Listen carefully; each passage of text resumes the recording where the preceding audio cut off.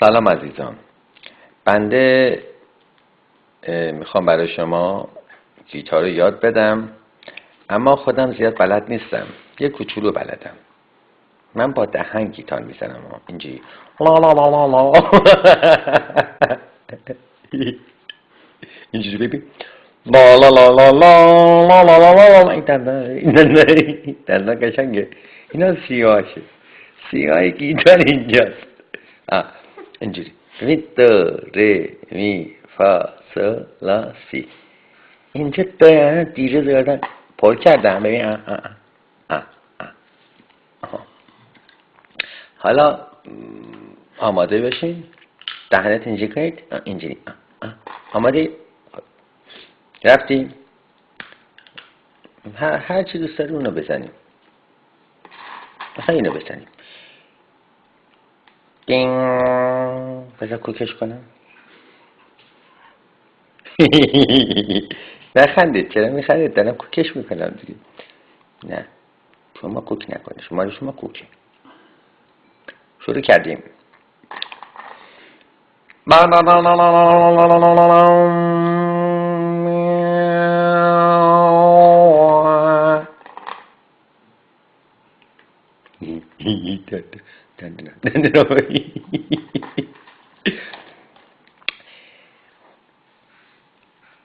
La la la, na na na, nay na na nay, nay na na nay, la la la, la la la, la la la.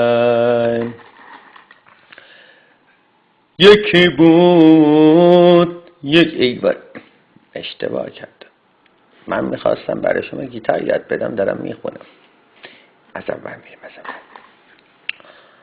La la la la la la la la la la la la la la la la la la la لا اینجا رو با سعی کنید با سول بزنید.